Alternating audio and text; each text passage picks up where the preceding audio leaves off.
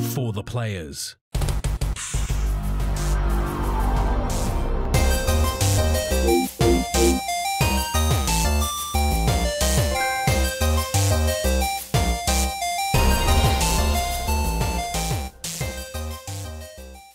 I'm Ryan Betson. I'm Max Cooper. And this is For the Players, the pop culturist PlayStation podcast. With 40 years of playing PlayStation and 6+ years in that games media combined, I'd like to thank you for joining us in this PlayStation conversation. This PlayStation conversation happens every Monday morning at 8 a.m. on podcast services including Spotify and 9 a.m. on those YouTubes.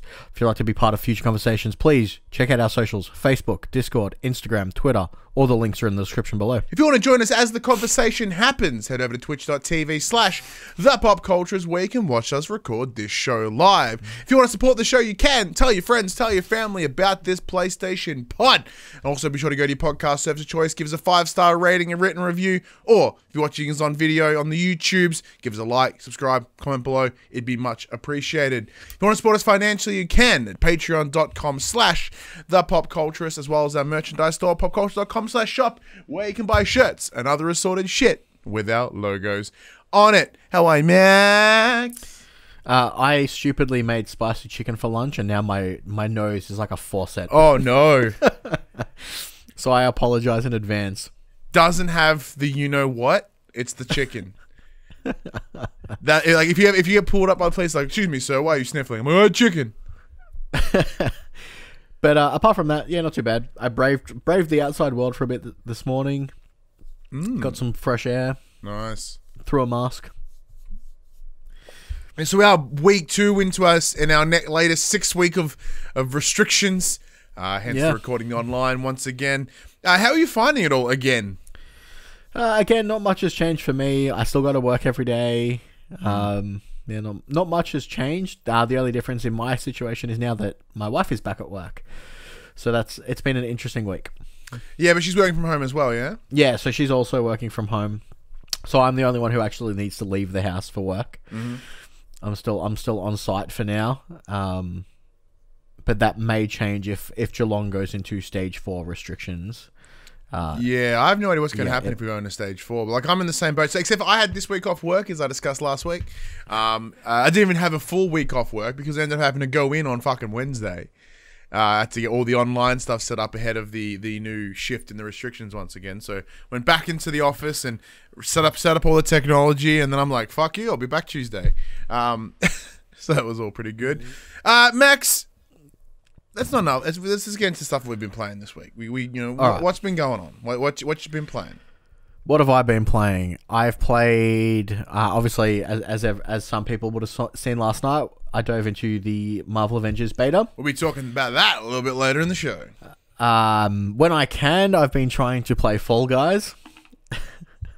Apparently that game's just a little bit too popular for its own good, and the servers are constantly, taking a shitstorm of hits. Well, how have you been finding the game, though? Like, when you have been able to get in? The game itself is brilliant. It's absolutely fantastic. I've spent the majority of my time almost in tears laughing at how this game is perfect.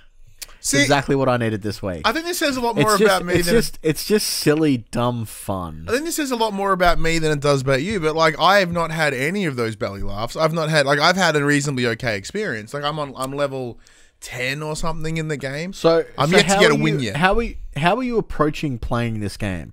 Like, are you playing solo or are you playing with friends? Solo, I don't have friends. Okay, see, I've been playing with friends, and I play to get them killed. So I'll be like grabbing onto them and trying to throw them that into the walls asshole. Okay, you're the kind of person that makes me fucking angry in this game. So like, I really enjoy the survival or the race or any of those missions where it's about the team. It's about the me. Team-based games are garbage. Yeah, where it's about me and what I'm doing, right? That's what I love.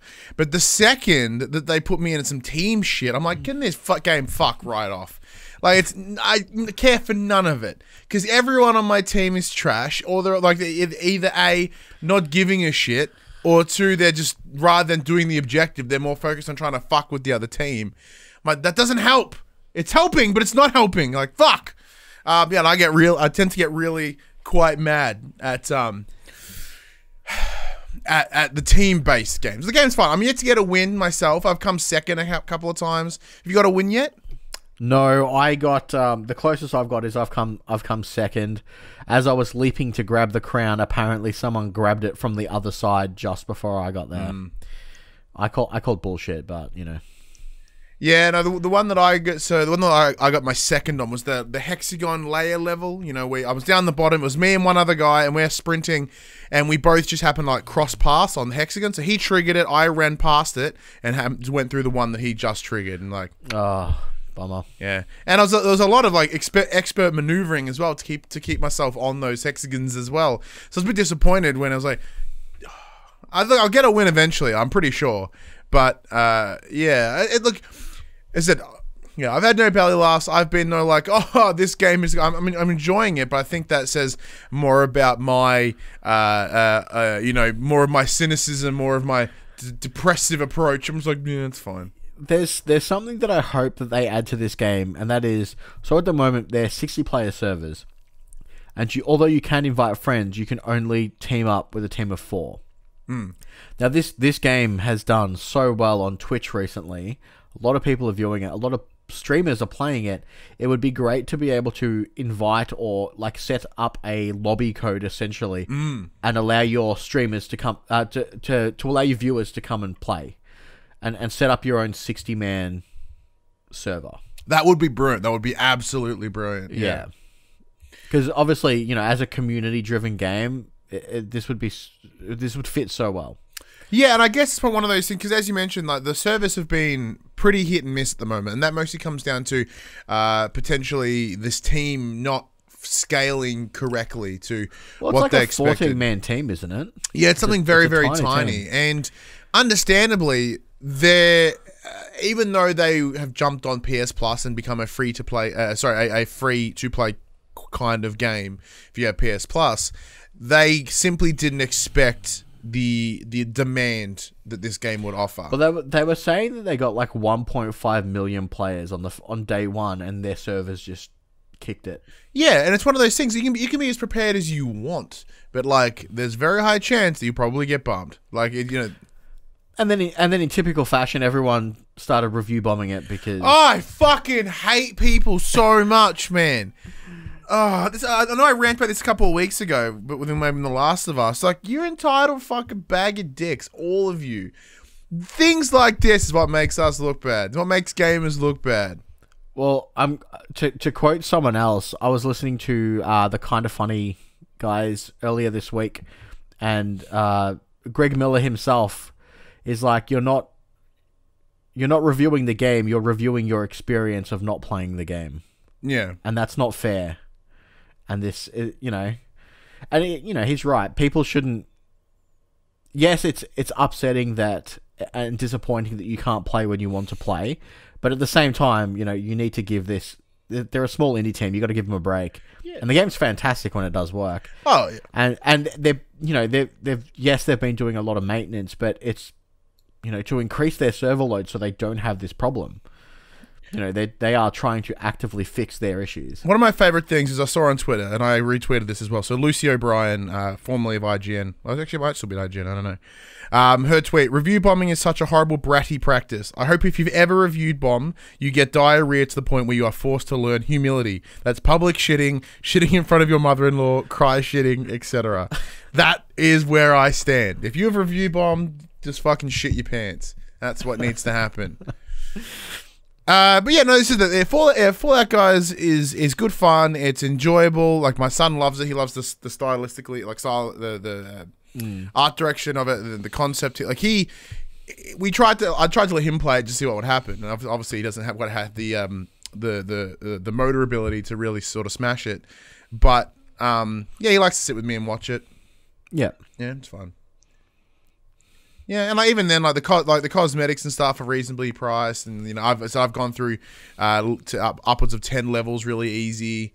So like there's the leveling's there. The in-game currency is not too brutal. I've not spent anything, of course. It's interesting that some of their one of their currencies is literally gated behind wins.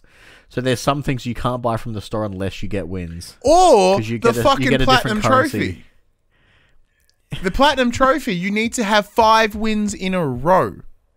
Yeah. That is horrifying for a number of reasons. Mostly because there are way too many variables that are out of your control to obtain that trophy. But Like, just get good, Ryan. you can't, but no, you can't get good because there's too many random variables. You cannot, like, that's my issue. A lot of my issues. It's the same as my issue when I was at my old job when they had KPIs. I had KPIs around my performance, which are great because I can improve my own performance. But then I had KPIs based on fucking customers' opinions. My customers are assholes, and I fucking worked in a complaints department. And none of them are going to say good things. And here, it's the same thing. It's like I can achieve all these goals because they're on my control. The second that I'm relying on some other fuck, I'm like, well, I can't get any of this. Yeah, I mean, it would make sense if there weren't team-based games, because sometimes your team's just hot trash. And the random levels, which I do like because it keeps it stale, even though I'm pretty sure I don't know how many levels there are. I feel like there's 6 and I've seen them all. I have played the one you were talking about, the dropout version, with the hexagons. I've played that once. Yeah, I played like 3 times. I've had that once, and it's probably my favorite one, and I never get it. I wish there was a voting system at the end. So when at the end of a round, when all the players get pushed off, there should be a vote between like 2 levels, and then majority, Yeah, but that's it, and that's certainly a good way to to weed out the shitty levels. So like as from the development side, if they can see, if you can see them, and you're like, okay, well, people keep not, voting this one off, or then we need to replace it, remove it, make it better. Puck in the chat goes, they say there's around 25, but 6 to 8 of them seem to be regular rotation. I've only seen 6 to 8. There's no way that I've seen 25 levels, or I'm even remotely seeing. I wonder if they're doubling up on those, because there are some levels where you play them as a team-based game and some as single player. Yeah, that's dirty if that's the case. That's not 25 levels at all. What have you been playing, Alex? What else have I been playing? Not a whole bunch, man. This, like I said earlier, this week, my wife's gone back to work, so my game time has dropped considerably because I now do the daddy daycare thing on a daily basis. Nice, very nice. From 2 p.m. till 9 p.m. So generally, where I game is no longer gaming time because I work overnights. Yeah. So I go to work, I come home, I sleep, I wake up, and then I hang out with my kid. And your dad. So I dadded up. Yeah. So I haven't played too much apart from obviously the Marvel Avengers beta and a few games of Valorant here and there. What about yourself? What else have you been playing apart from the Fall Guys? I've been playing the Fall Guys. Played a little bit of Cuphead and Skater XL again, just so chipping my way a little bit more in those. Oh, that's right. I heard you finally realised that there's more to the game than just. Totally. So, like, I was commenting last week around Skater XL. I mean, like, why is there only a school? There's not. There's like 5 levels, and the only reason I didn't do it is because you just go into the menu and look for the tab that says Maps, and that tells you because I'm a fucking moron and I didn't look. Lucky I didn't pan the game for it. I was just like, there's not a whole lot to do this in this one level, but I didn't pan the whole game for not having more. So. But of course that's good news though, because that does mean it can they can provide a further support post game with more levels and stuff. And there's a couple of different levels. There's like an LA downtown level. There's like another skate park, and there's one of those big ramps. Like in the desert, they have those big fucking half pipes and stuff. That's a lot of fun. That is a brilliant level to play, just because you can start yeeting yourself across. So there's like a mega ramp. It is essentially a mega ramp. Well, it is exactly a mega ramp. Yeah, cool. Which is cool. No loop to loop, which is a bummer. I thought that'd been cool. I like mega ramps with loops, but that's fun. Cuphead. I'm onto the second area in Cuphead. Yep. That game's kind of fun. Still hate it, but love it at the same time. And another one that we've been playing as well. So this one was sort of a surprise. So this rocked up in the PopC email this week, thanks to Koch Media or Coke Media. I don't know how to pronounce them. It's called Relicta. So it is a first-person puzzler sort of game. You are playing as this woman named Angelica Patel. You are working on a terraformed version of the moon, the game starts and you're doing all these gravity physics altering sort of gameplay with these gloves that move blocks and shit around, and you got to play with like magnetic fields and gravity, and it's pretty cool. Yeah, I've only just started diving into it. I've finished the first 2 levels. Essentially, great fun. Some of the puzzles actually really make you think. Yeah, so there is a single player story through it. So at one of the first things you do is you get introduced to Angelica's daughter. So because you're working on the moon, so she comes and visit, and there is a train line that's connecting all these different areas of the moon, and each area is terraformed into a essentially different biome, right? So I'm on to the second biome. So I've been playing for about 2 and a bit hours, maybe even longer, because I'm shit and probably took a bit longer than I thought. Yeah, so I've gone from like a foresty area to like a snowy tundra sort of area with a bunch of caves. Yeah, so the train breaks down and you've got to go get to your daughter to be able to get her from this train because she's stuck in frozen tundra moon terraform. But yeah, so as you push forward, you are then having to go through these little puzzled areas. It's like a physics training simulation that in order to get where you need to go, you have to go through. So the story's a bit weird, like trying to put that concept of, oh, I need to get to there, but I have to solve all these puzzles before I get there. Like that's a bit weird in terms of that setup, but it's very great. So everything's little self-contained, and it's like, all right, so you've got this essentially like a cube or a companion. Well, not quite like the companion cube, but it's a cube. You can control it. It can float freely in gravity, and then using positive and negative polar magnet setups, I can't think of the right word, magnetism, you can then move it around the level in order to unlock switches, etc. So yeah, like as you mentioned, some of the puzzles are really, really good. They all seem relatively intuitive, which I really like as well. A couple of times I've sat there and I had to do the old like scratch of the head, and then I genuinely feel smarter when I finish it. I'm like, hey, look at me. So like the first time they introduced the teleporting blocks, I stood there for like 10 minutes trying to work out what I was doing, and I'm like, oh, I'm such a moron. I just got to teleport the block back where it started from, and then I'm good. And I was like, I felt dumber afterwards. I was like, I'm an idiot. Yeah, but it's been great. Yeah, it's really, really cool because so it's clearly. It has that sort of double A feel, like a double A PC game feel. You know what I mean? Like there's, like it was built in Unreal, so it looks great. And because there's not a lot of, large gameplay with like additional characters and all that big scale game stuff. It's very focused on the puzzles, and then for the backgrounds are stunning. If you're playing this on a PC or even a high-end PC, it's going to look spectacular. Like on consoles, it looks brilliant. I'm playing on a PS4 Pro. It makes that shit like friggin' loud. It makes my console so loud. But yeah, because it allows you to focus on these little what's the word I'm looking for? Little encounters, little areas where you just sort of work in, you do your puzzle, and then you small path to the next one, and you work a little corridor into the next one, and you sort of go from there. I was getting, I think I mentioned to you, I was getting like Portal vibes from it. Yeah, like there is very clearly some Portal vibes to it, but there are no portals per se. But yeah. The varying of the colors. You're in the kind of the testing zone, and that's how you progress. You do the puzzles to get through. Yeah. So like it's very, very similar concept to that, which is not a bad thing because Portal's fantastic, and if anyone's willing to make something similar to Portal, then win, right? I think it definitely suits it well, and the gameplay's, the puzzles are very, like you said, some of them are very intuitive, but some of them, they do. But like none of them, as of right now, none of them are unreasonable. Where it's not like, how the actual fuck am I going to do any of this? Like it's all like I haven't found like a hinting system or anything yet, but it's kind of like, there's enough subtle indicators. I say subtle indicators in terms of if you follow the logic train, you'll be able to like, okay, there it is, cool, and then you do it. And then normally once you get over that, whatever that little small hurdle is, you can just start steamrolling it, which is what I love. Yeah. So for example, there was one where it was a block, a wall with a force field that the blocks can't get through, but you can. A secondary one, and I needed to somehow get both those blocks into this other area. Well, I presumed I had to.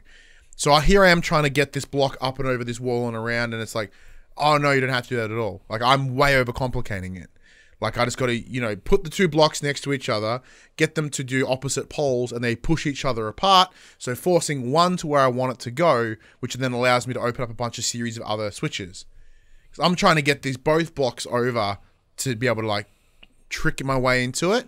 And it's like, no, you've gone too hard. Just use the systems that are already built in. Don't break it. Just use what's already there. Yeah. But yeah, no, it's really cool. So it's Relicta.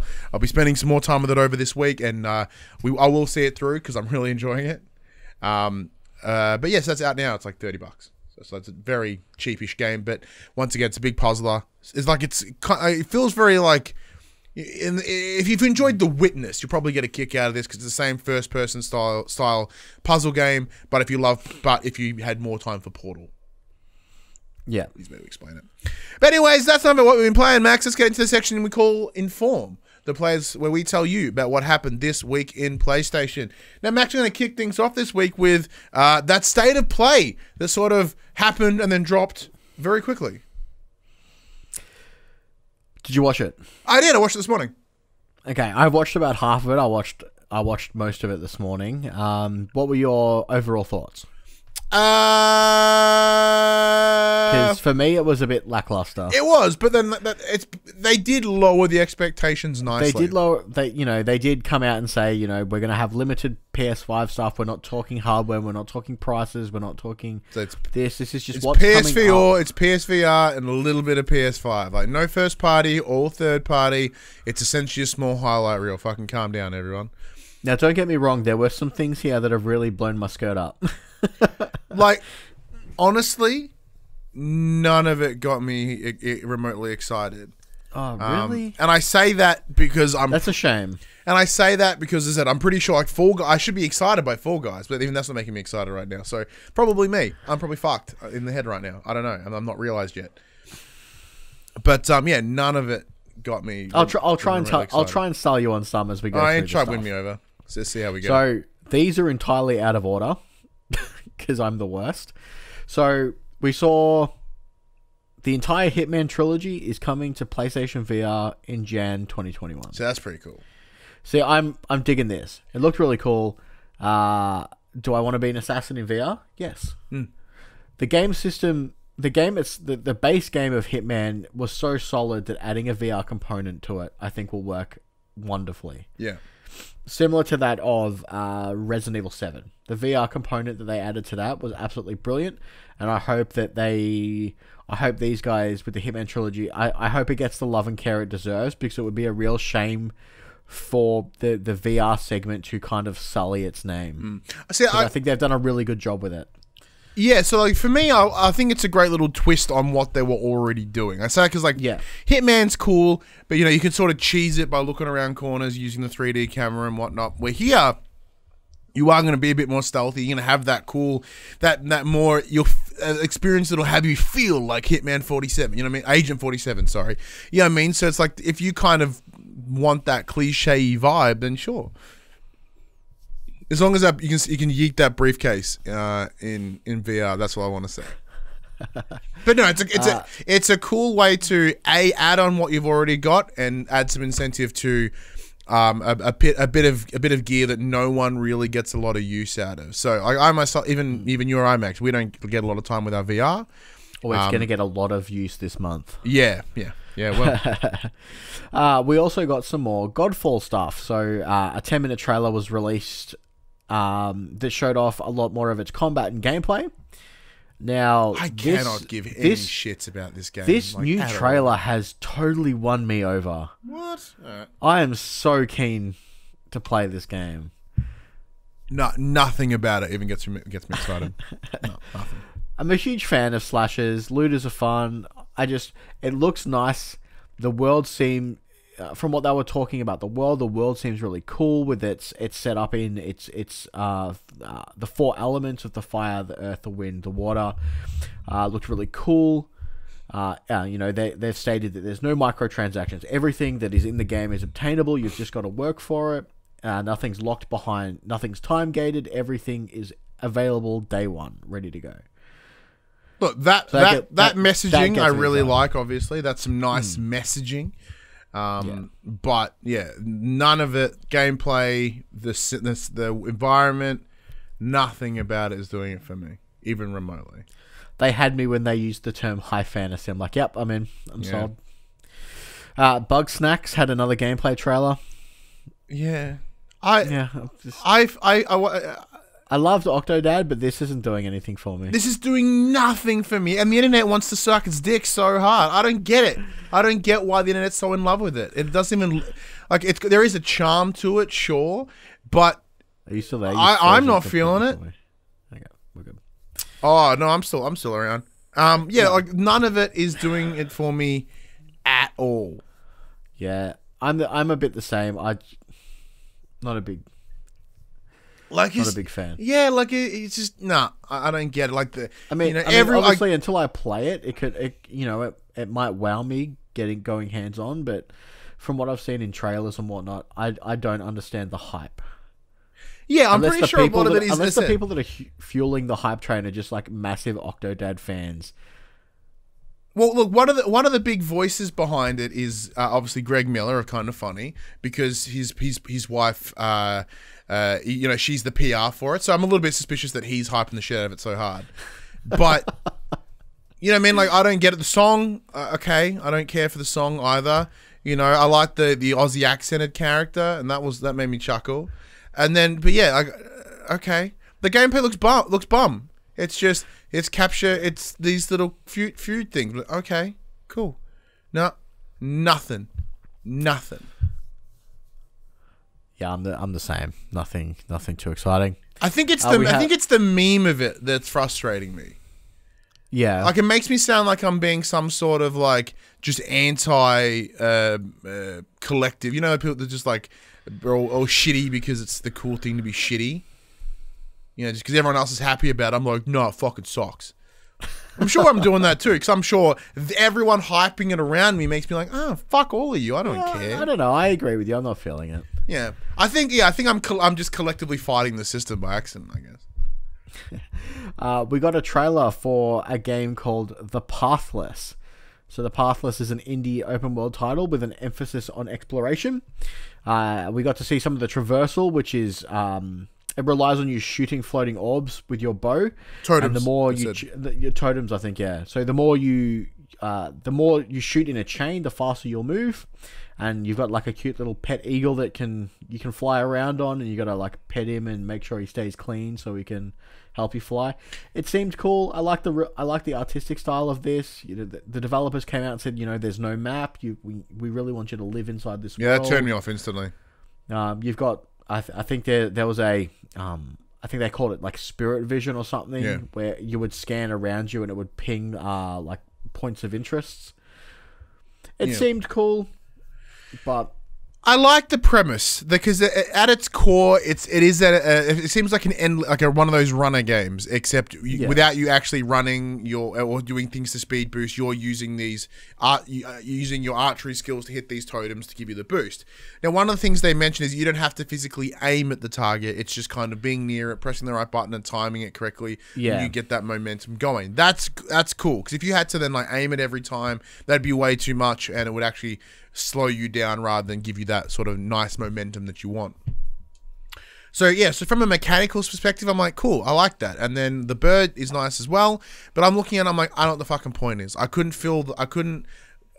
take in the point, you know, if that makes sense. I'm like, well, what's the end goal of this game? What are you trying to do?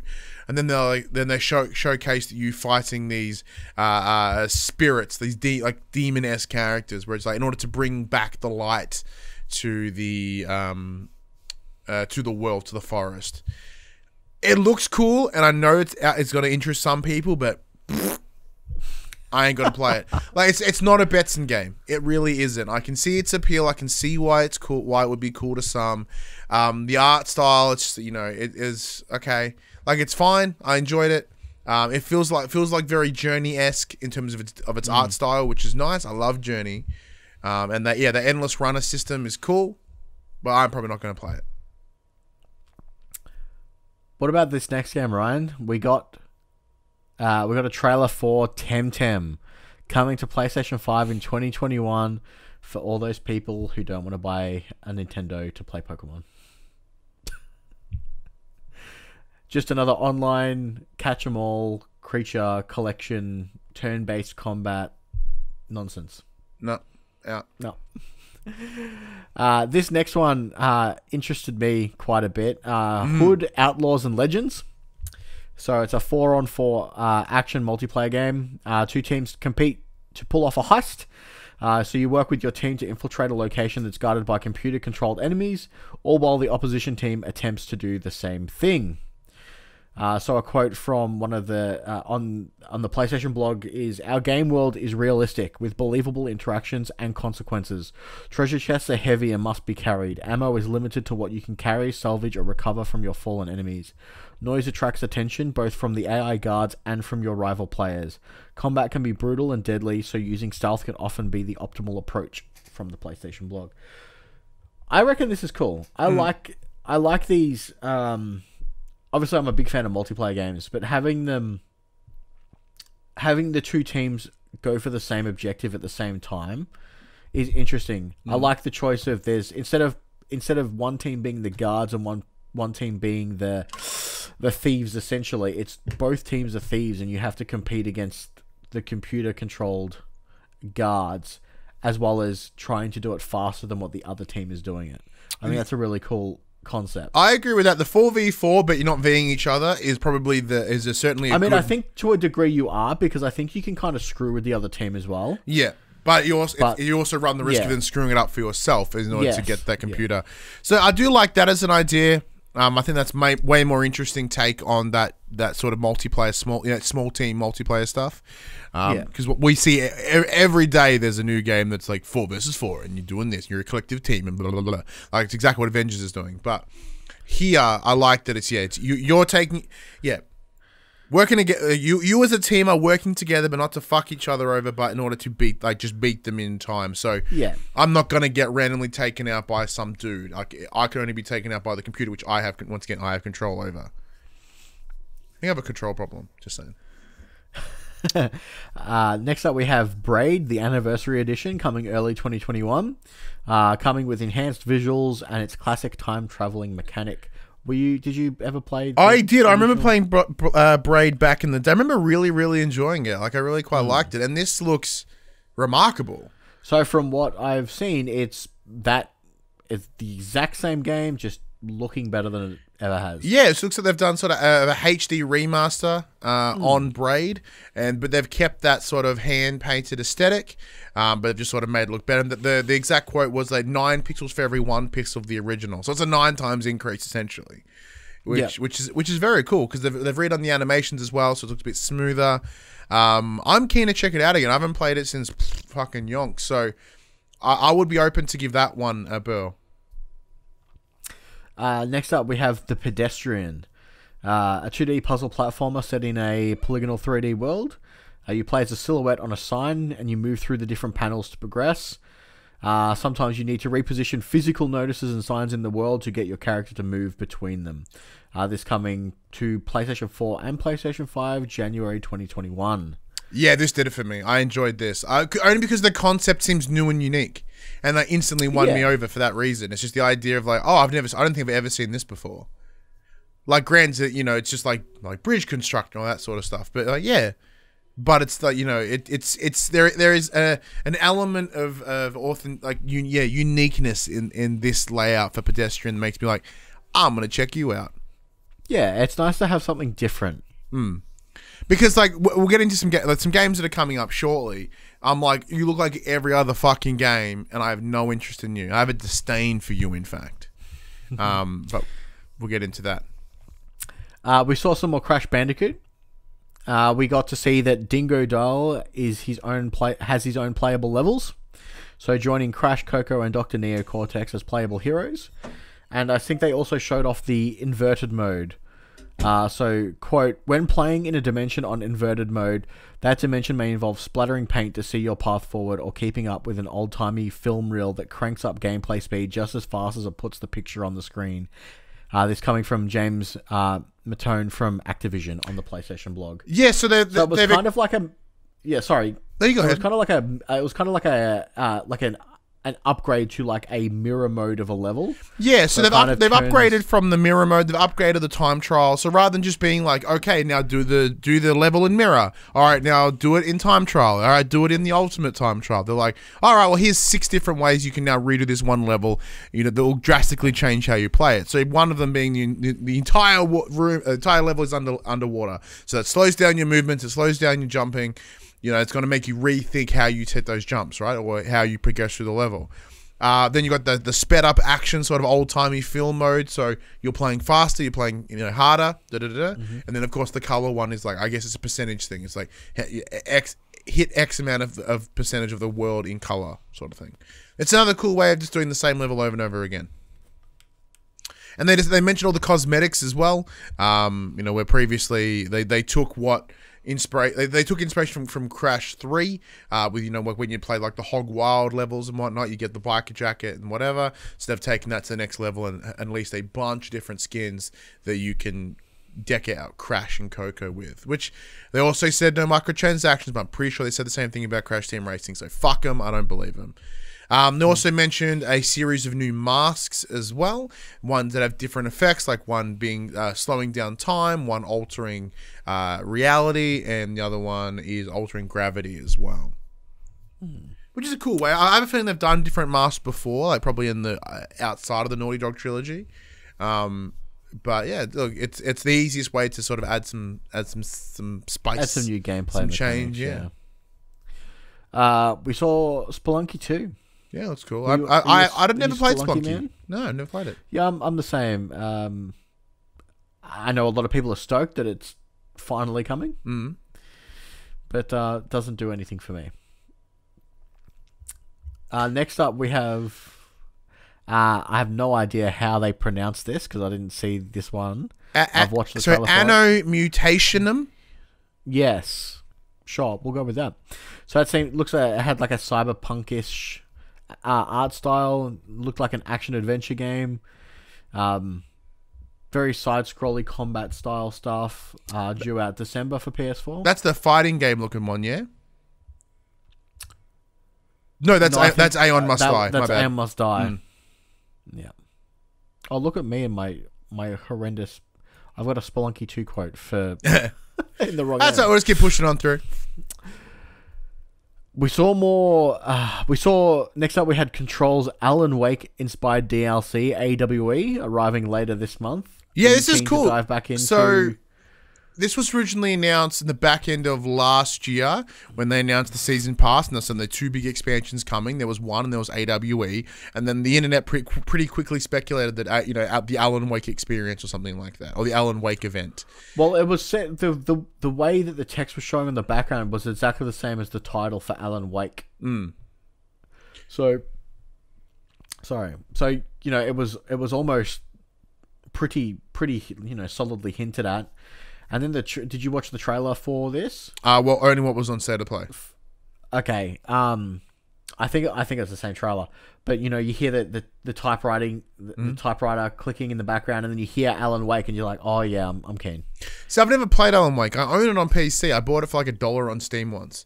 Yeah. But I've never actually played it. Now, because in terms of Control, I did pick up the season pass for us to play through the PopC account. So that's sort of something that we might dive into, because I did dive into the DLC, because we did both. Did you platinum it as well? No, you played on Xbox.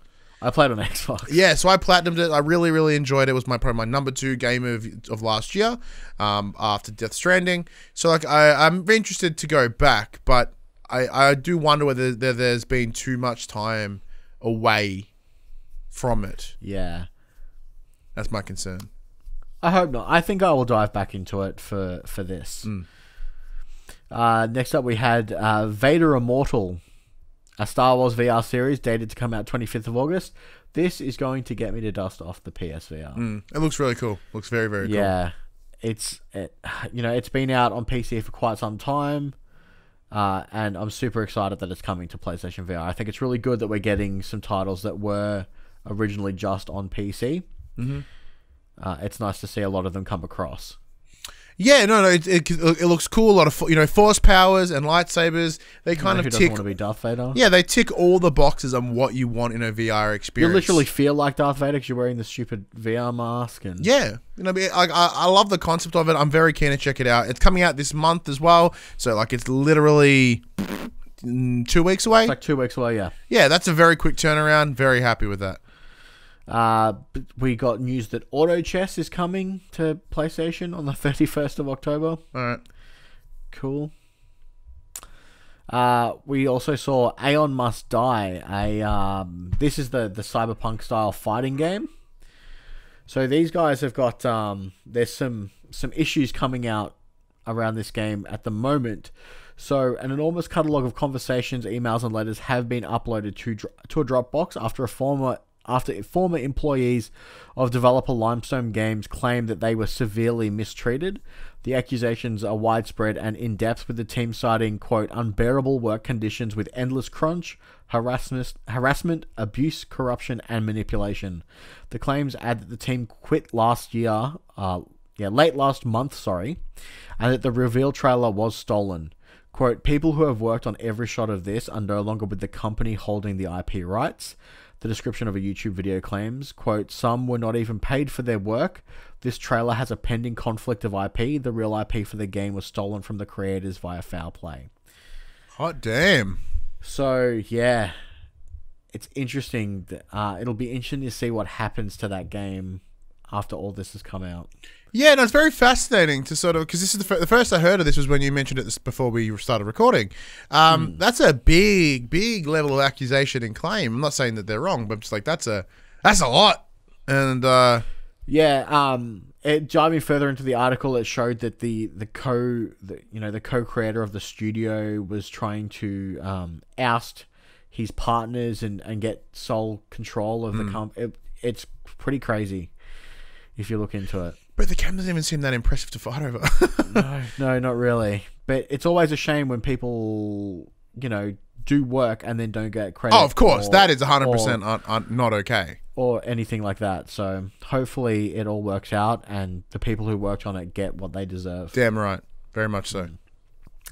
And lastly, we got Genshin Impact, an open world action RPG that looked super anime, and that kind of already ticked all my boxes. This is the thing. I don't know if it's just maybe I'm just really easy. And I know that this is a me problem, but I am beginning to get such a fucking disdain for anime. Like, I already didn't like it. I didn't really enjoy it, but I was kind of meh on it. But I am starting to disdain it. I'm seeing, whether it just be the circles that I'm a part of, or the people that I work with. Not you. I mean, like at my day job.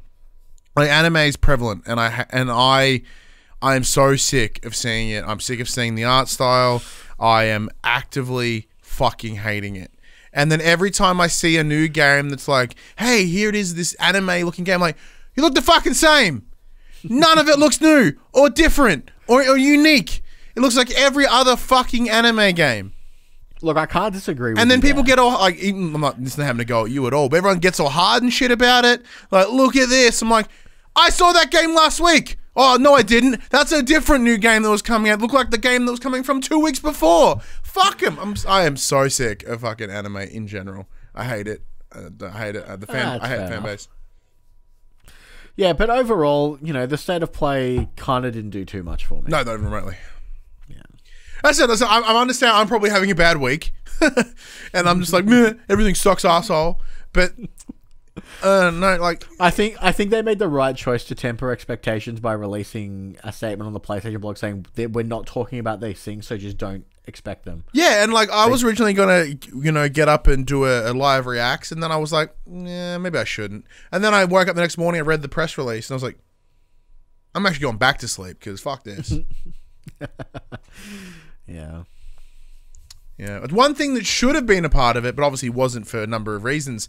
Last night, at time of recording, Rocksteady Studios dropped something huge. They broke their radio silence.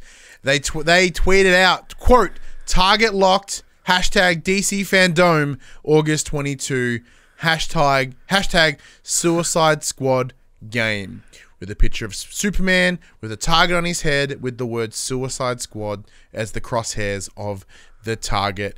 It is confirmed, Max. The long-rumored Suicide Squad game to come out of Rocksteady is real. It's happening, and we're going to have more by the end of the month. That's fucking ginormous. Yeah, so obviously we'll get the big detail drop at DC Fandom on the 22nd of August. This was pretty strongly hinted at. Wasn't there a post-credit scene in one of the Arkham games? I think so, but like this has been on the rumor mill for so long. So long. Like there was talk they were doing a Justice League game, then there was talk of a Suicide Squad game, and then there was talk that Suicide Squad game got canned post, the movie because everyone hated the movie so much.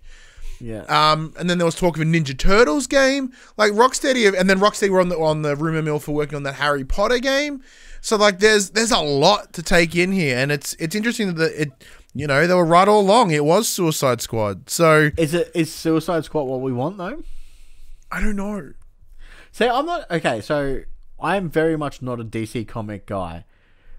When have Suicide Squad ever done anything with Superman? I'm sure they have in the books at some point.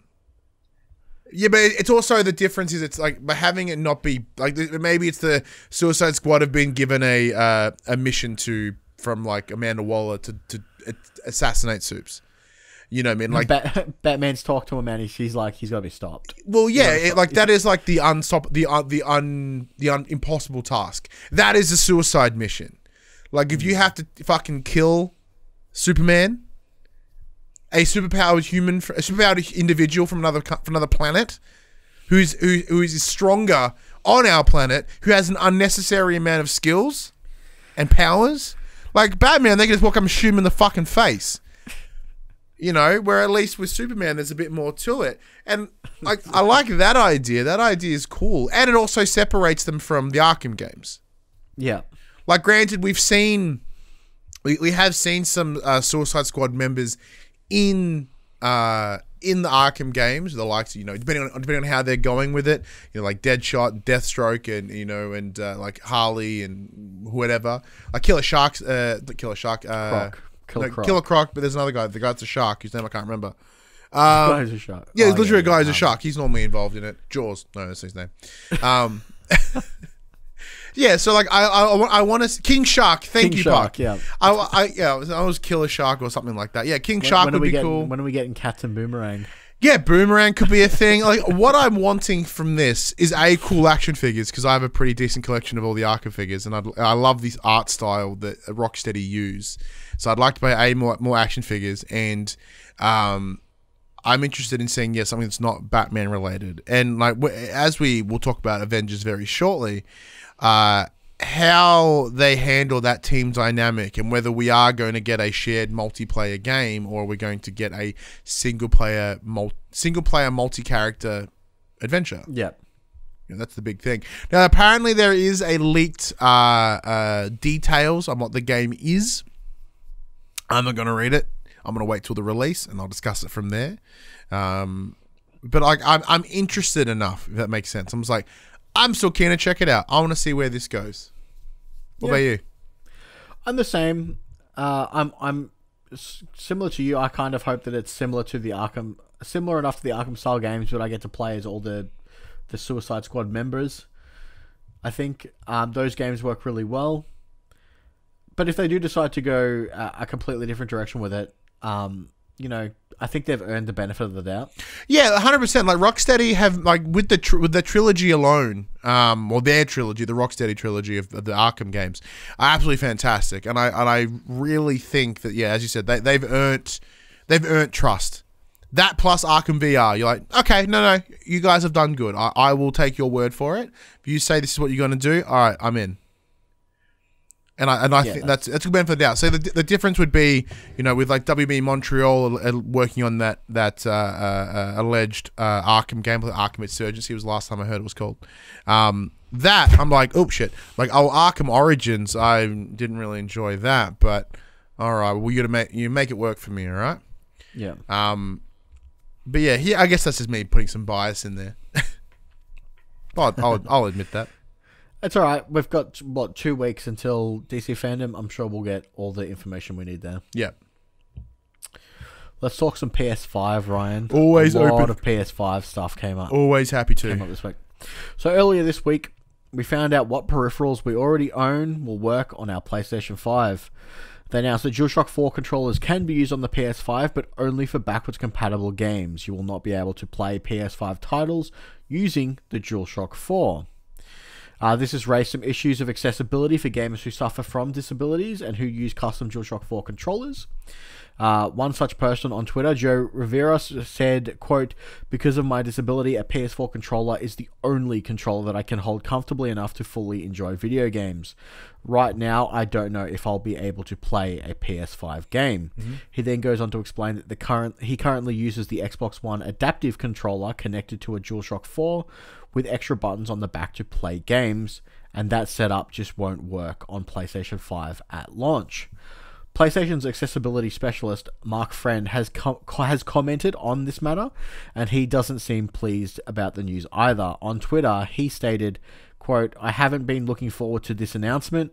I am always doing what I can behind the scenes, though." So hopefully they can come up with some workaround for these people that obviously, enjoy playing games, but require certain peripherals to be able to help them get into that space. Yeah, and like that is certainly a big hurdle, and that's something that obviously PlayStation have not considered here.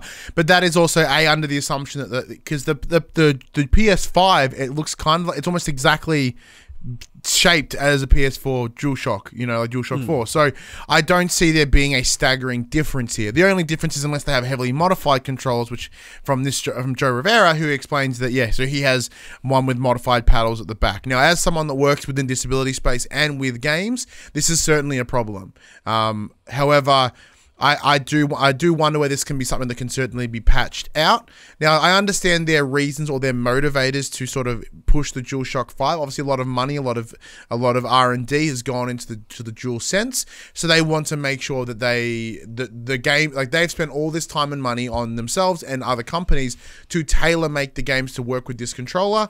They want to make sure that people are using it, and that's cool, and I understand that, but when you do have the likes of Xbox and their DualShock and their adaptive control, which is fucking amazing, by the way, just a company that's willing to simply make a device for such a niche set of people, is remarkable. Like that's something. It's something that Sony is drastically behind the eight ball on when it comes to accessibility with games. Like, granted, we saw improvements on a software level with like Naughty Dog pretty much being playable any way you want, any way you see fit, under whoever you are. It would be nice if that was translated across to the more hardware side of things. But look, this may come in time. This may be a patched thing. Maybe there's just right now because of they made it a blanket statement because it's easier than Yeah, because rather than being like, because obviously they haven't even completely listed what games are coming out at launch yet, because they don't have a launch date, we haven't a launch title. So like, they can't say like, look, these following games will work at launch, because they haven't announced what the launch games are yet. Yeah. So it could just be stuck within like a PR communication marketing structure. It's interesting that you bring up that it could be an issue that can be patched in. So the DualSense controller itself may be getting its own updates. Spotted on the controller's official product page, a line near the bottom of the article simply reads, quote, "Always update your PlayStation 5 system software and the wireless controller device software to its latest versions." So similar to that of the Nintendo Joy-Cons, get their own software updates for the controllers. We might see this translate over to Sony and the DualSense controller. I think that's a great idea, because it seems there's a lot more tech inside these controllers, like with all the haptic feedback and everything. As an example, so I've been using the old Thrustmaster a bit more often lately, and that's got internal software as well.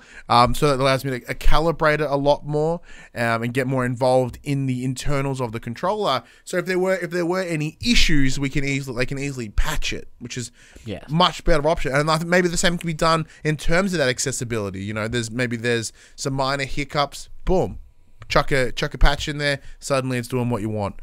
Rather than having to sell all these individually modified and altered controllers, release the same one and just upgrade it to what's needed. Yep, they also came out stating that any USB headset will work on the PlayStation 5. Sweet. And the PlayStation 5's new Pulse 3D wireless headset is, although being marketed for the PlayStation 5, it is also compatible with your PlayStation 4 as well as PC and Mac devices. So it's essentially a reskin of the old headphones. Nice. Yep. It will also come with a headphone jack to use with your PlayStation VR headset as well. Cool. PlayStation 4 camera will work on the PlayStation 5, but will require an adapter, which will be provided for free to PlayStation VR owners. So this is going to be interesting. So the PlayStation camera for PS4 does have a proprietary USB head thing, right? The plug. So it's interesting that they then have to create a adapter. So it's a problem that they were trying to circumvent, but they have to circumvent said problem. You know what I mean? Like it's... So, over on the PlayStation blog, Isabel Tomatis said that the PlayStation camera will work with PlayStation 5 for playing supported PSVR games. It will require a PlayStation camera adapter that will be provided at no additional cost to PlayStation VR users. More details on how to get said adapter will be announced at a later date. Well, yeah, if they want to, because they're not going to announce the PSVR 2 at any point, right? Well, that's not happening. Didn't this happen with Microsoft and their stupid... and their Kinect, yeah. You needed to get a Kinect adapter for the newer consoles. Mm-hmm. So I'm assuming instead of making everyone repurchase PlayStation cameras, they're like, the tech is fine, just use the adapter. Well, I think it's more of a compatibility thing, because as I was just alluding to, like they're not announcing a PSVR 2 anytime soon. Like it is not happening. Like the expected cost of this console alone, they're not going to then throw another couple $100 or $500, $600 on for a VR headset. It's not going on. And like so for that reason, they need to ensure that there is complete compatibility with VR moving into the next generation. So granted, in the future, when they announce whatever the next VR iteration is, they're going to want to be like, we've got the new camera will do this and that, right? But right now, they need to ensure that this doesn't get forgotten and left behind on the last generation. Like PSVR is niche already. It's already got a minimal player base comparative to the amount of PS4s out in the wild. They need to do what they can to ensure that that moves with people. Yeah. So more speculation of a PS5 event happening this month is circulating. A report from Bloomberg, written by Takashi Mochizuki, it is said that, quote, Sony's next announcement regarding the PlayStation 5 is tentatively scheduled for this month. The article doesn't say what kind of PlayStation 5 reveal this will be. It doesn't say if it will be a digital event or a PlayStation blog post detailing any new information. We'll just have to wait and see if it happens at all. Yeah, so Xbox has got their... do they have the presser this month as well? Yeah, I believe so. Late August seems like the latest possible time that they can, get information out for pre-orders and stuff. So we said this so go ahead. Sorry, yeah, if they're looking for, late October, early November, mid-November release date, that's what, 2 to 3 months away. Yeah. They need to start getting the ball rolling. It is already bullshit. PlayStation and Microsoft and Sony I don't know what the fuck they are doing. They need to stop this measuring contest and trying to whoever's going to pull it out first. They need to fucking stop, because as of right now, yeah, they're playing pre-order chicken unnecessarily, and all it's doing is preventing sales and potential interest from everyone around them. This is not enough time for the average consumer to get everything they need in place, regardless of what our world circumstances are right now. And I can understand they're trying to be all skirty around and be all ooh, maybe we're planning to release this year. Who knows? No, fucking tell us. This is getting stupid. This is getting fucking stupid. Before the consoles get delayed until February next year. If they get they need that's the only way. In a reasonable amount of time is if they get delayed into next year. And look, that's certainly possible, and it may happen. But right now, both of them need to fucking, the expression is a bit old, but man the fuck up and just take the hit. I don't care who does it first. I really don't.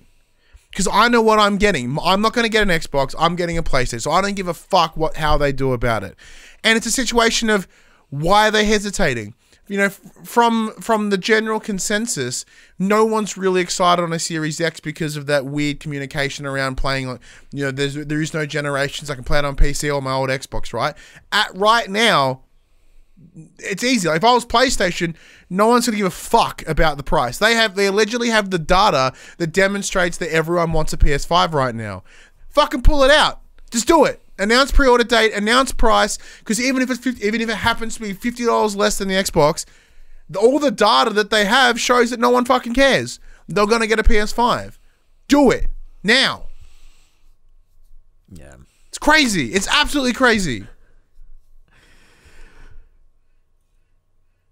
Yeah. I agree. They need to hurry it up a little bit. All right, we'll chuck this next part on when we get into talking about some Avengers. But so Call of Duty, it has been heavily rumored for a while, and now it really does look like Call of Duty Warzone will play host to at least the official tease of the next Call of Duty, as it's been led to believe Call of Duty Black Ops Cold War, spoiled by Doritos. With the beginning of Season 5, players have begun spotting mysterious pop-ups on their screens while fighting for first place in the Battle Royale mode. They take the form of a TV screen full of black and white static, but some clips have made out the phrases, quote, "know your history," while a Google translation of another reads, "doomed to repeat it." Also, hey Sarah, how you doing? Call of Duty influencers have been sent a gigantic crate in the post that they're not allowed to open until Monday. Now that's another thing interesting as well. With Call of Duty, the last couple of years have been coming out in October. Previously, they were in November.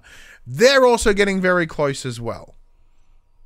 Now, understandably, Call of Duty, they allegedly had to change the development studio on this one because Sledgehammer were fucking garbage apparently. So they had to bring, I think it was Treyarch had to come back in and fix this up. So that's interesting, and it could explain why they're pushing to the very last minute to announce this. I don't play Warzone. I play Call of Duty maybe I probably won't even pick it up this year because I don't care. But you're a bit of a Call of Duty guy, Max. Is the idea of returning to a Black Ops and returning to the Cold War, because I'm pretty sure I did that in Black Ops 2, is this getting you excited? Just the fact that it's a Treyarch game is getting me excited. Treyarch are the people that do... Obviously, Black Ops. They do the Black Ops, but they're the guys who do zombies. And I'm a huge Call of Duty Zombies fan. But, Treyarch always make a good game. My favorite Call of Duty of all time has been Black Ops 2.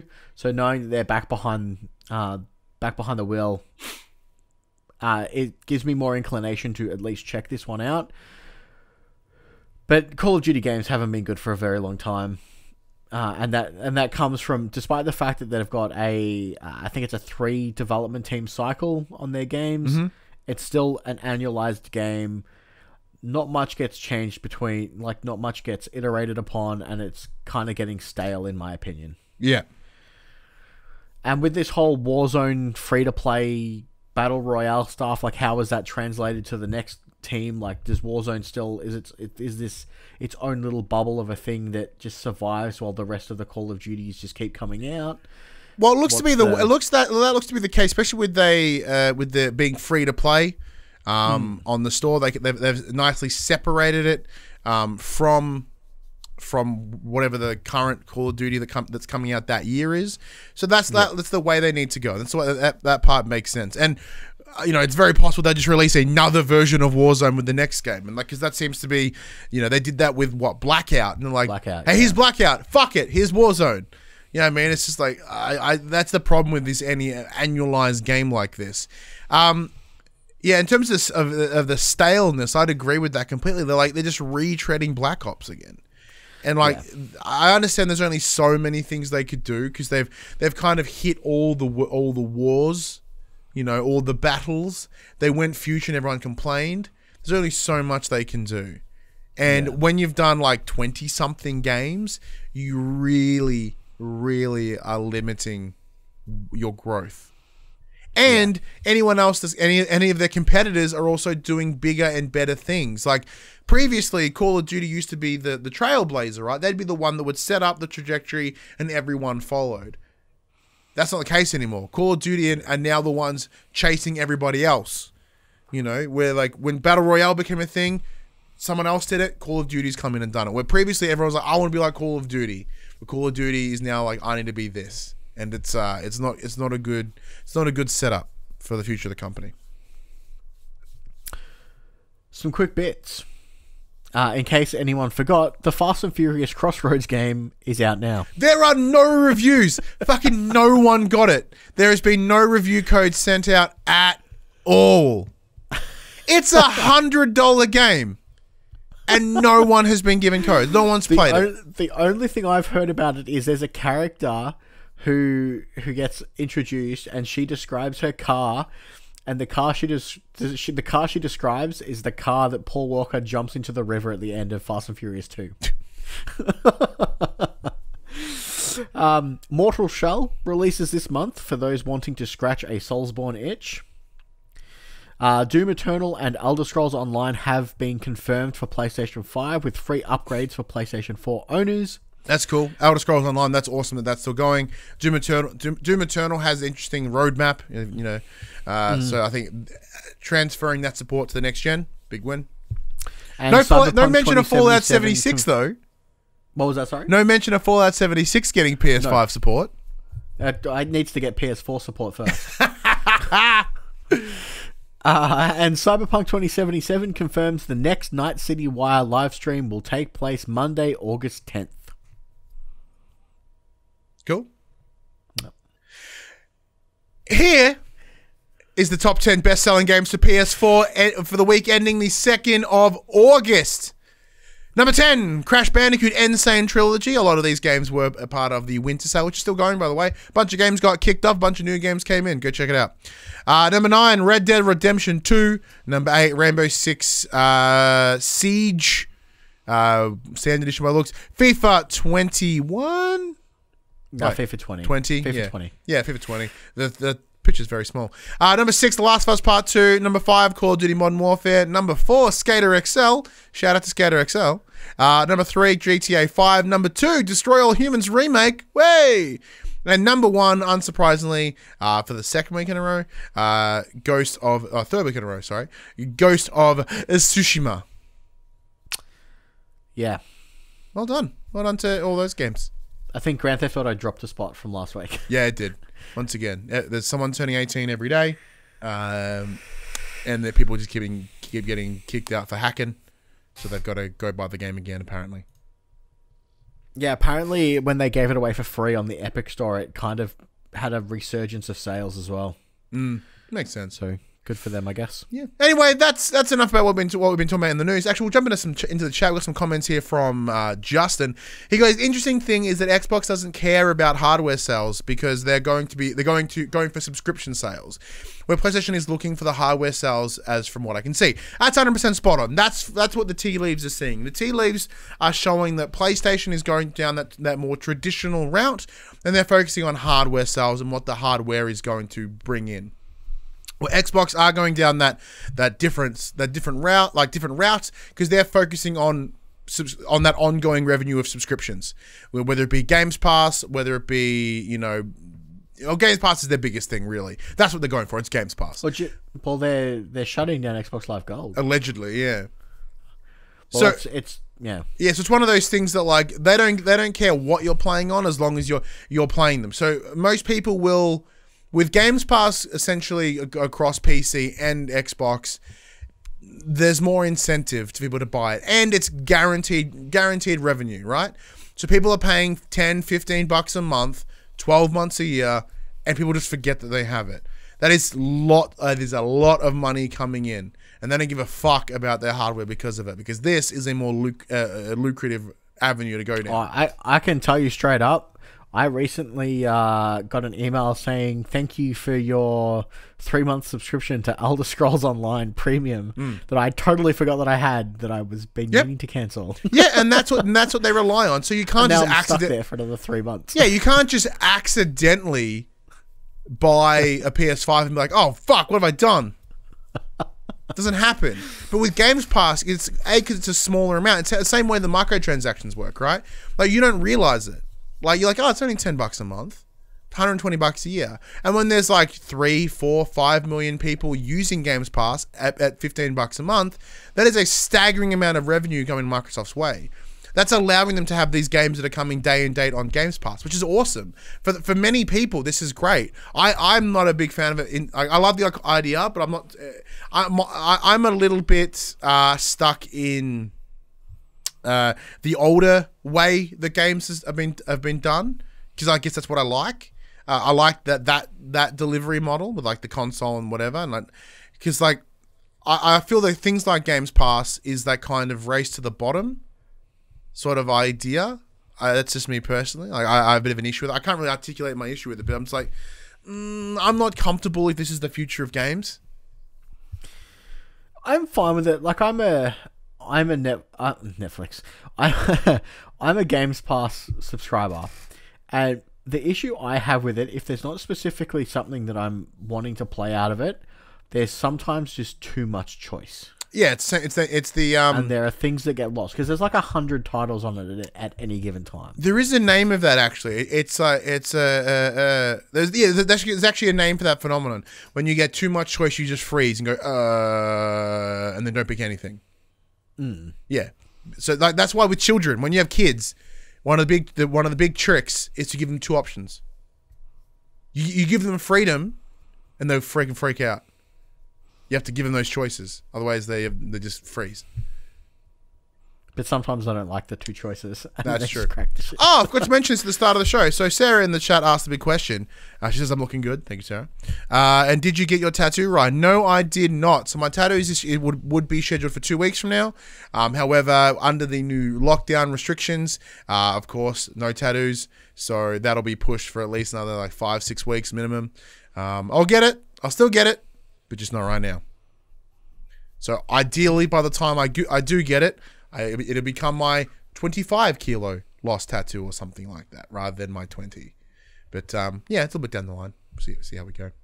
Anyway, Max, that's enough of what happened this week. Let's get into a deep dive where we chat to the players. And this week we are chatting about Marvel's Avengers. So thank you to Square Enix Australia for providing us a code for the closed beta that was given to Max. I pre-ordered the game myself, so I would have a code too.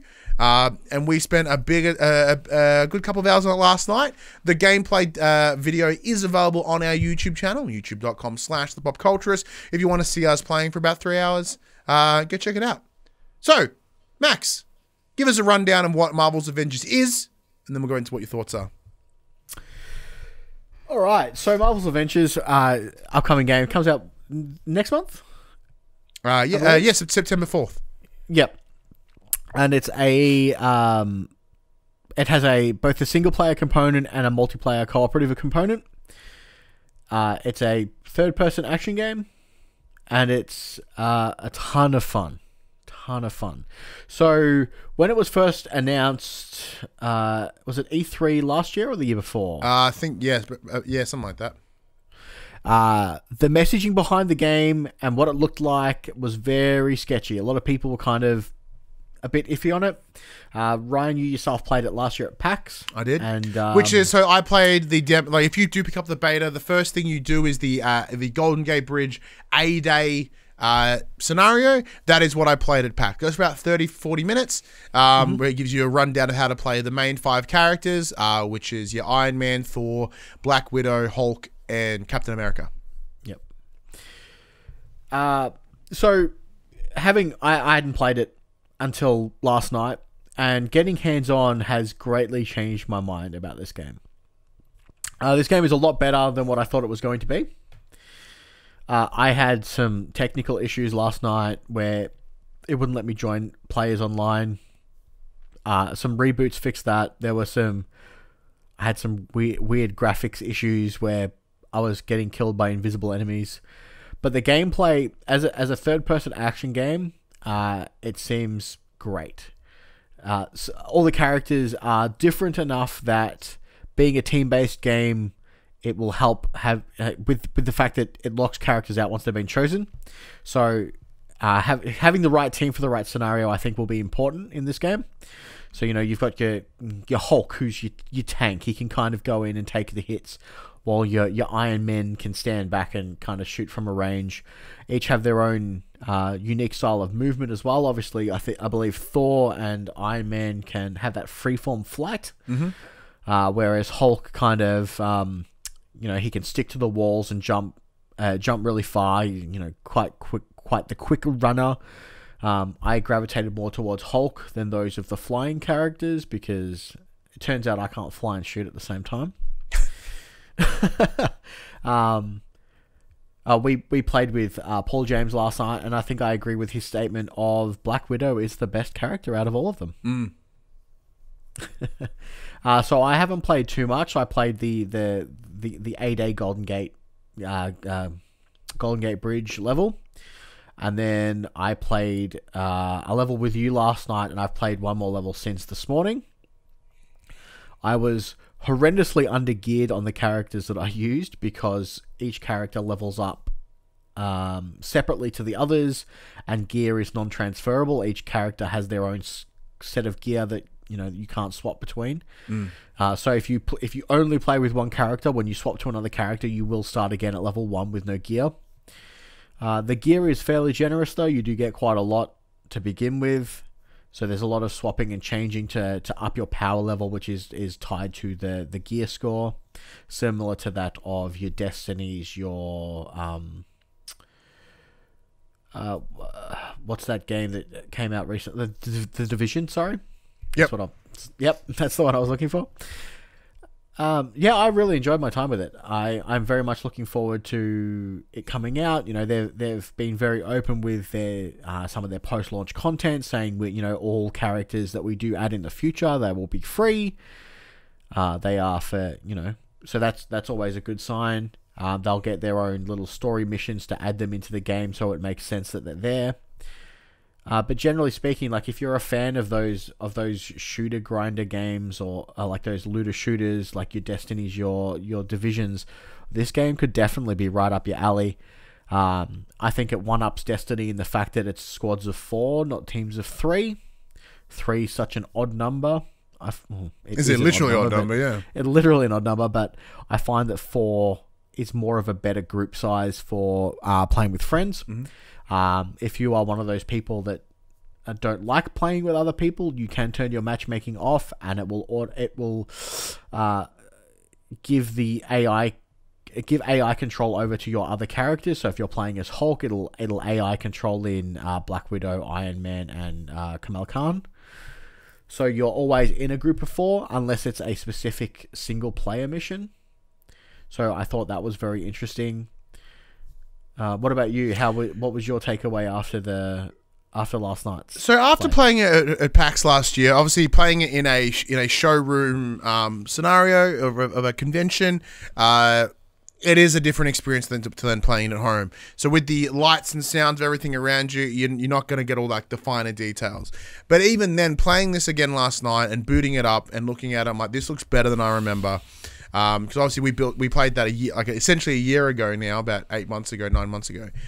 So there has been drastic improvements over that original demo, mostly visually, because that was very clearly and noted to be an alpha build. So just a lot of like jagged hair and stuff like that. They've all seemed to be amended. They've continued the feel of each character feeling uniquely different in their control, in their moves, in how they fight, and especially the combat, obviously. So having not played Kamala Khan until now, so there were playable demos at PAX, but they were behind closed doors and we weren't invited to go check it out.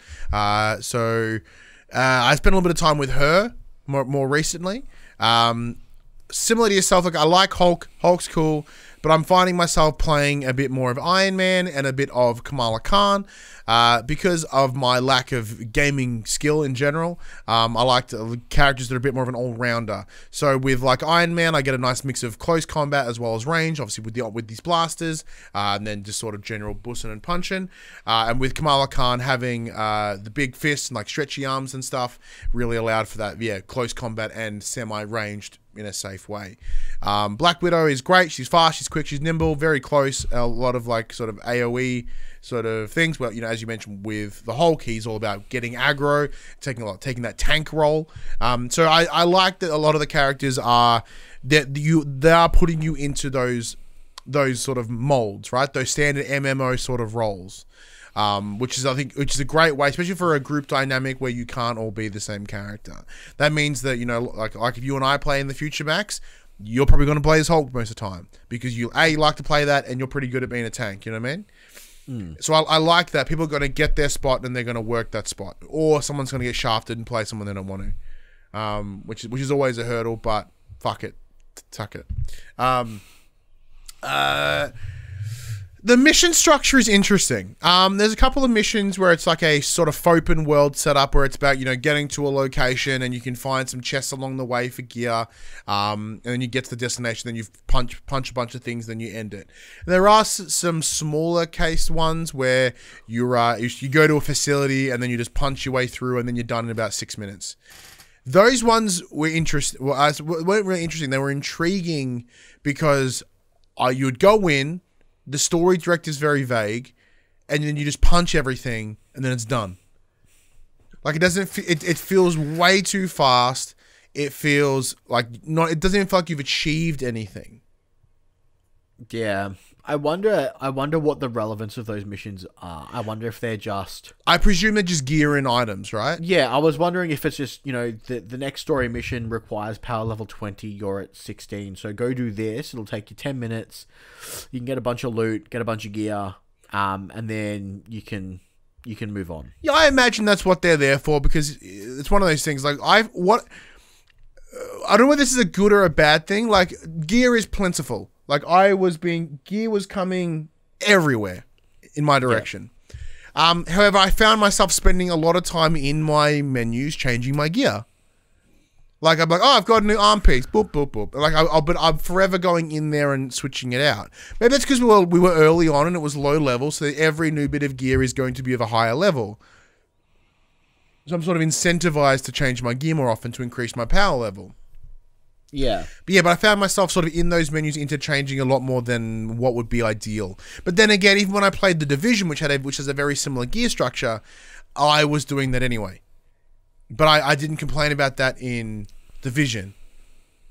So I don't know because the gear there was never random drops. They were always sort of at the end. So if you did happen to get random drops of gear throughout from enemies, they were always lower level or on the same level. They were never better. So the idea is you would collect it and then you would scrap it, and then at the end of the mission, you would get that higher end gear that you were coming for. Where right now, like, yeah, every bit of gear that I'm picking up seems to be an improvement, good or bad. I mean, that's how it always is at the start of a game, especially when you're starting out at what is essentially power level 0. Yeah. Everything is going to be better. But I think the issue is, and I don't know if this is obviously because it was just a closed beta, it takes a good while to get in and out of those menus. Yeah. Like, it's not a quick, you know, couple of seconds, open, swap, close. It's a while. So hopefully on release of the full game, that's a little bit better, because we had some. I mean, you know, it is a closed beta. They are testing for these things. We had a few network issues. You had an interesting bug that you caught. Yeah, so I had some similar netcode issues as well, where I was playing with Paul. He and I were in a match made. We were playing in one little 2-player multiplayer things. In order to progress further, I had to return to single player, but I said no. He goes, "Hey, you know, you have to return a single player. Do you want to return to it?" I'm like, "No, I want to keep playing." So then we go to the war table, which is the little hub to collect all your missions. But because I didn't go back to the hangar, or back to the whatever the fuck, and accept it, there's nothing appeared, and there's no way to back out. There's no intuitive there's no easy way, unless I can't find it 'cause I'm an idiot. Like, once you get on the war table and you're in the Quinjet or whatever, there's no easy way for you to get back to that single player hub. Yeah. And that's a problem. You know, because there are some things to do in there. Like, it's very minimal stuff. It's essentially a little small hub world. But especially early on where it's like, well, I've got to jump out of the group that I'm in to then tick a box to go back in the group that I'm in.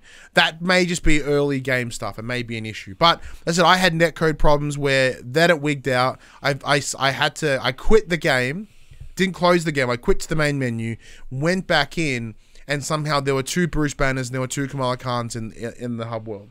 They were just 2 of them were just stuck to the war table, and 2 of them just piss farting around, and me and the other one was piss farting around. So I understand there's teething problems in these early days, and that's exactly what this beta is for. All these betas are to test out these netcode problems. So it looks as if there is a bit of work that needs to be done before release. The other problem that we're having is that, you know, we would boot up and we would join a game, and then it would be like, oh, you're level 9,999 and your power level is as maximum as possible, just because. Yeah, so I got a constant, you have not unlocked multiplayer yet, despite the fact that I think I was further progressed than you were. You could play multiplayer. And then on top of that, it opened up a difficulty screen, but it said text_txt. And like it's almost like the game didn't pull the information able to fill that screen up, which was super weird.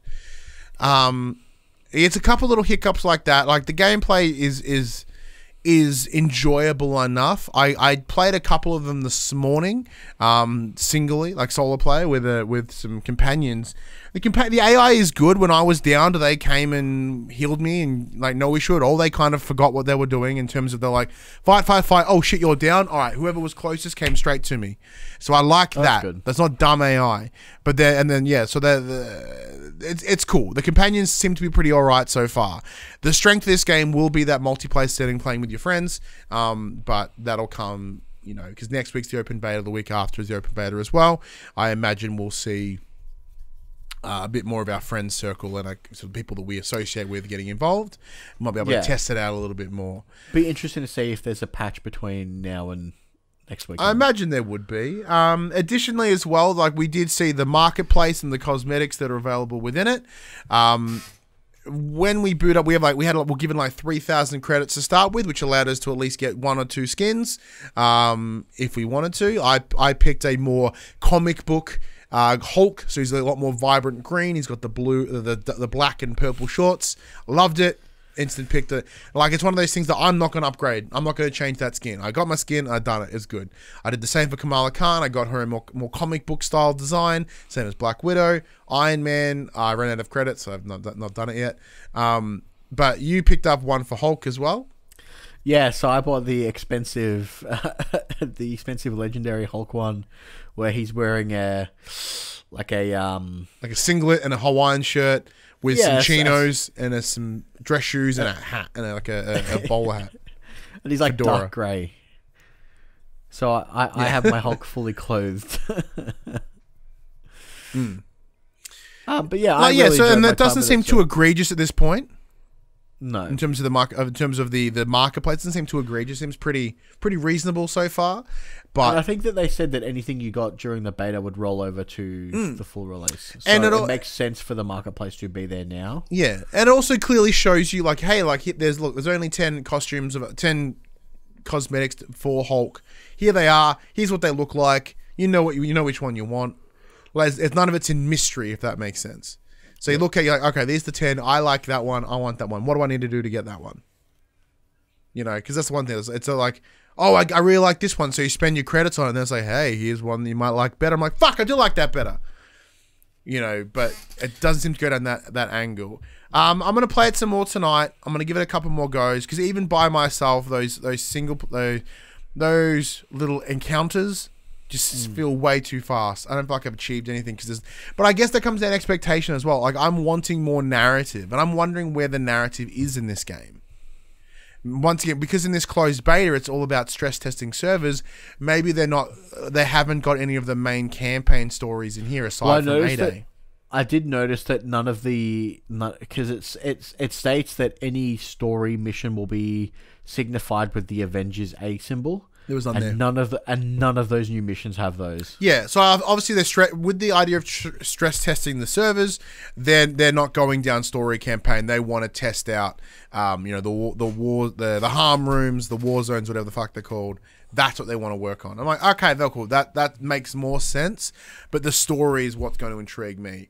Because one of the original expectations around this game was that it was a more single player driven game. And I want to see because even in Division, the story is kind of what pulls you forward. Yeah.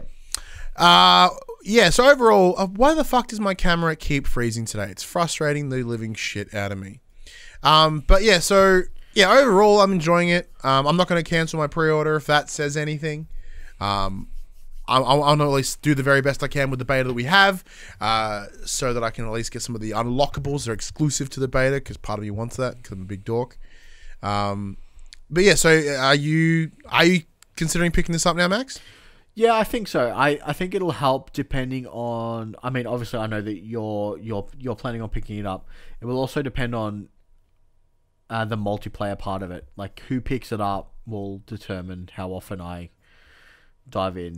Yeah, because I think obviously the big draw of this game, because at its core system of its multiplayer setup is very similar to, as you mentioned, Division, Destiny. Like, there's nothing super unique here.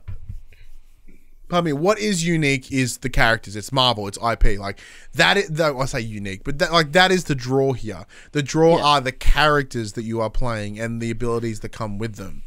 And there's one hurdle with that is we've come to learn this week that Spider-Man will in fact be exclusive to the PS4. So a little bit of background news here. So earlier this week, as we mentioned, it was found out that Spoods will be joining Marvel's Avengers, which is great, as a post-launch character for the upcoming title, but only on PlayStation platforms.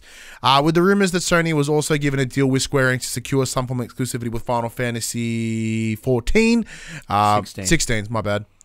We also have, of course, there's also Deathloop and Ghostwire Tokyo being timed exclusive.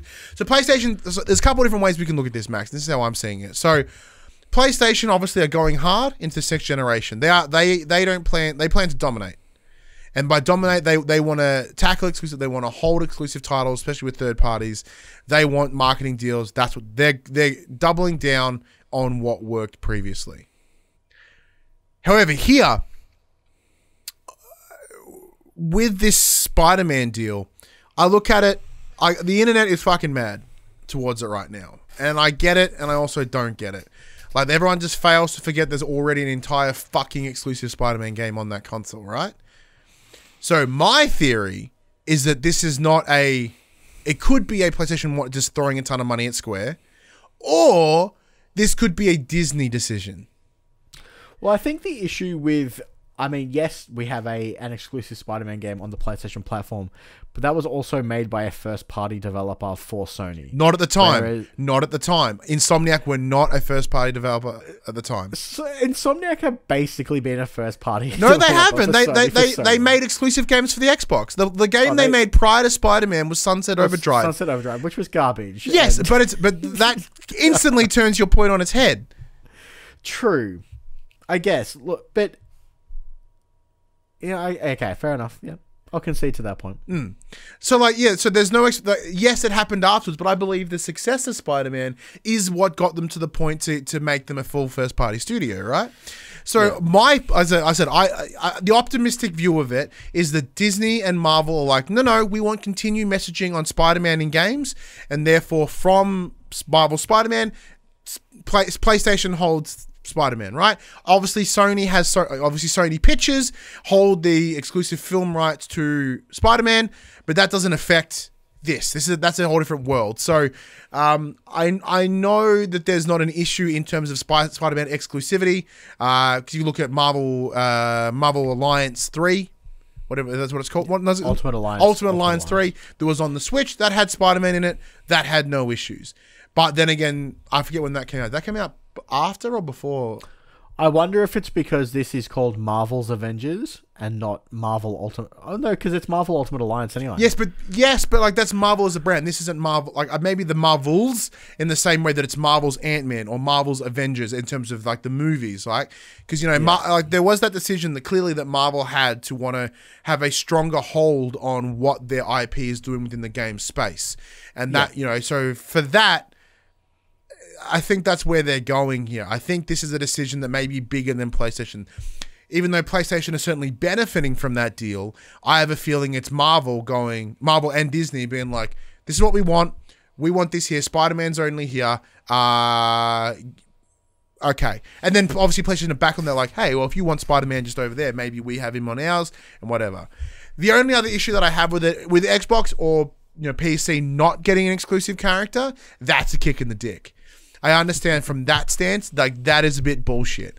Like, if you go back to say Soul Calibur, like there was one on PS3 where the Xbox version had Yoda and the PlayStation version had Darth Vader.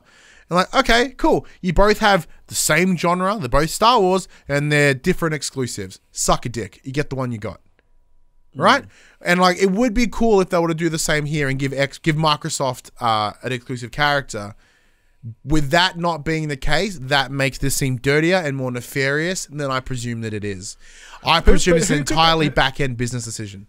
But I think at the end of the day, like, no matter who they get as an exclusive character, then the other side will just be like, well, that's bullshit. Yeah. Like, they could give them Spider-Gwen, and then everyone on PlayStation will be like, no, fuck you, I want Spider-Gwen too.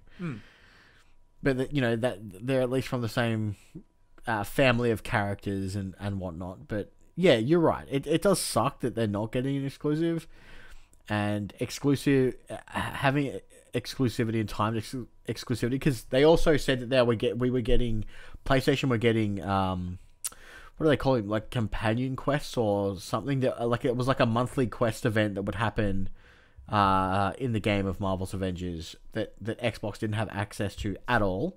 And we were also getting timed exclusive on skins by a month. Okay. So yeah, look, I understand. See that it's not just the character that Sony already has a relationship with, it's all this other stuff that Sony are getting as well. Yeah, that stuff is a bit dirtier because like there's no other involvement in that decision that I would see, right? Like if those characters are available across both platforms, yet they're strangleholding, skins and whatever, that's a bit dirty. But with the lack of it's this weird thing. Like the asterisk on that, with the lack of crossplay, who fucking cares? Yeah. So, however, and you also got to remember there was a time, and like this doesn't condone the actions right now by any stretch. It doesn't condone because the times have shifted. But like, think about Xbox 360. How many fucking exclusives in terms of third-party exclusive content were hidden because Microsoft were winning at the time? These third-party studios are just going where the big ones are, where they can guarantee themselves some more sales, right? If they know that more people are going to buy PlayStation, let's double down on that and guarantee more PlayStation purchases. Like there's 120 whatever million consoles out there for PS4. Let's ensure that we can sell to that player base for 120 million, rather than relying on the 30, 40 million people on Xbox. Like, let's just say 20% of people will buy it. So 20% of Xbox's 40 million is staggeringly less than 20% of PlayStation's 120 million. So they've just doubled down with where they think they can get more sales. Look, I agree, but if they also don't have exclusivity, they're going to get the 20% from Microsoft and the 20% from PlayStation. Yeah, but it's one of those things like, yeah, but that's correct. However, it is you get 20% here, or you can get 20 and 30, 10 and 30, or 10 and 60. You know what I mean? Like they're trying to incentivize where they know they can move more units. Yeah, of course. Like because once again, those 20% are different. Like if you look at a pure units per sold, 20. Yeah, I'm not gonna do the math top of my head because I'm fucking lazy. But like 20% of that 40, 50 million that Xbox have is like, let's say, I'm gonna be totally incorrect here. Let's say it's fucking 8 million units. Where 20% of PlayStations, we're looking at 30 million. Yeah. You know what I mean? So like, let's invest here and increase that number of sales on this side of it because we can, even if we increase it by 3%, that 3% is a staggering more amount of units sold. Like it's the gross part of, like, people forget that games are a business. So a lot of these decisions that they're backed behind businesses, right? Even Microsoft and its incredible customer focus over this generation. Once they conceded that they were going to be losing this console war, they became more customer focused, and that seems all great. And everyone thinks good guy Microsoft. No, this is good business Microsoft.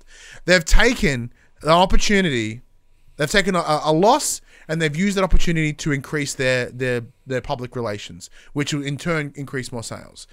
Like this isn't them just being kind out of the kindness of their hearts. It is entirely money and business motivated. Yet for some reason, everyone just forgets that. It's because they're getting what they want. So they're happy to let it slide.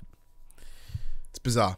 Like, as I said, like with 360, like Grand Theft Auto, one of the biggest fucking franchises ever to, and it is literally the biggest franchise to ever exist. On 360, there was the Ballad of Gay Tony and the Lost and the Damned. They were if I remember correctly, an undefined level of exclusivity. They didn't say that in 2 months it's coming to PlayStation. They're like, at some point it's coming to PlayStation.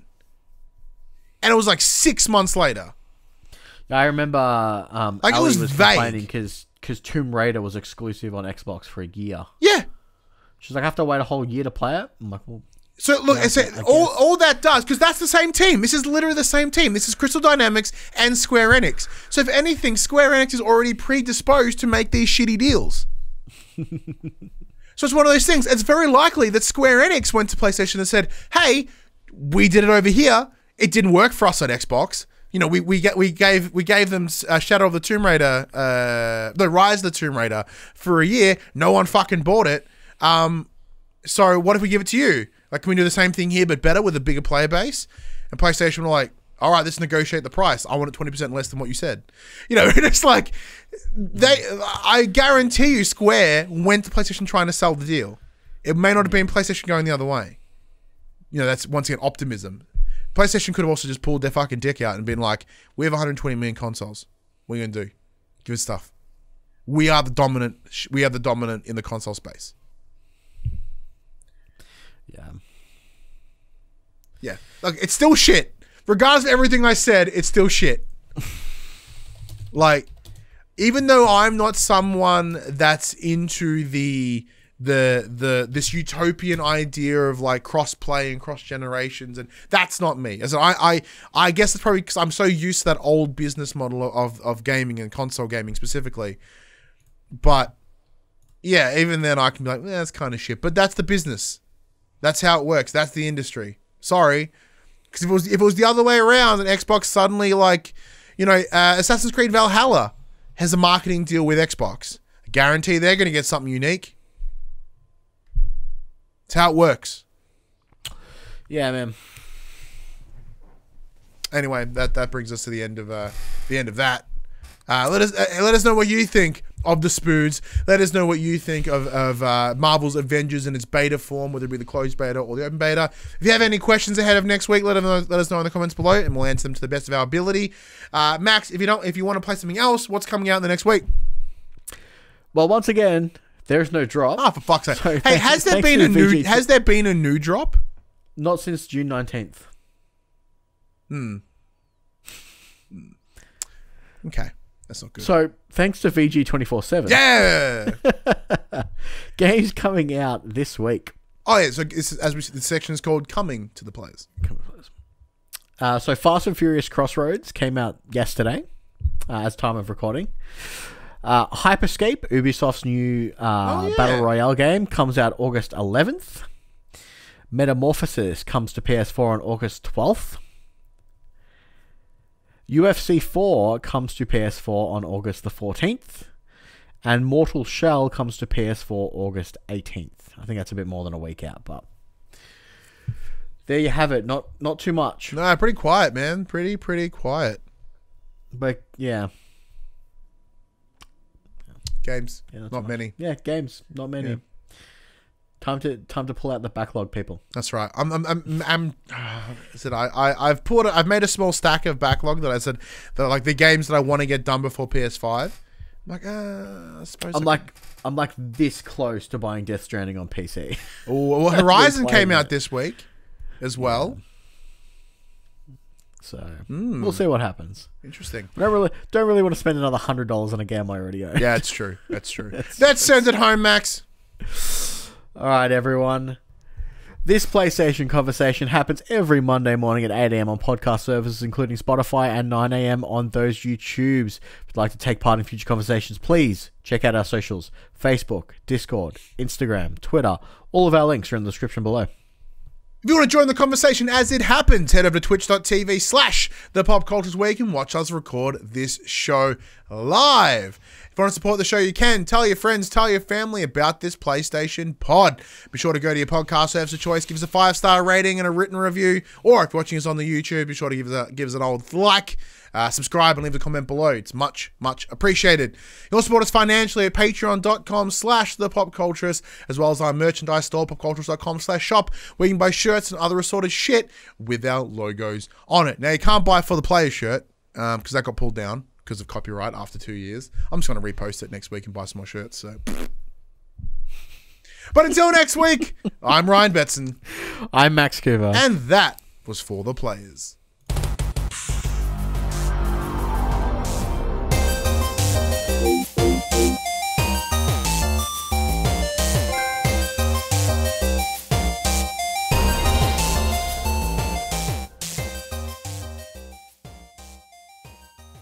For the Players, the Pop Culturist PlayStation podcast is fan-supported at patreon.com/thepopculturist. And we'd like to thank our Patreon producers and our Patreon founders for their kindness, their support, and their generosity.